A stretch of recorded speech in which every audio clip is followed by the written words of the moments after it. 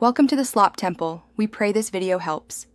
You begin by confirming your Apple ID country and the device region. This controls catalog availability. Once done, sign out of Apple Music, wait a few seconds, and sign back and so changes propagate.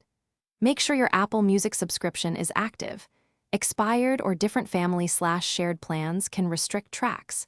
If you change the country, you may need a local payment method or store credit cleared. Do that now so the catalog update takes effect. Next, use practical workarounds. You can temporarily switch your App Store region or use a reputable VPN to access a different catalog. Do this only for testing, since some methods affect purchases. Alternatively, create a second Apple ID registered in the target country and sign into Apple Music with it. This preserves your main account. If the store requires local payment, buy a gift card from that country. Once done, sign in and search for the missing song.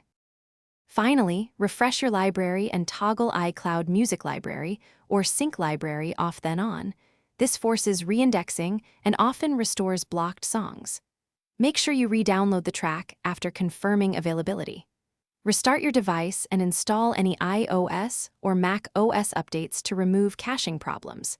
If the song remains unavailable, contact Apple support with your Apple ID and the song details so they can check licensing or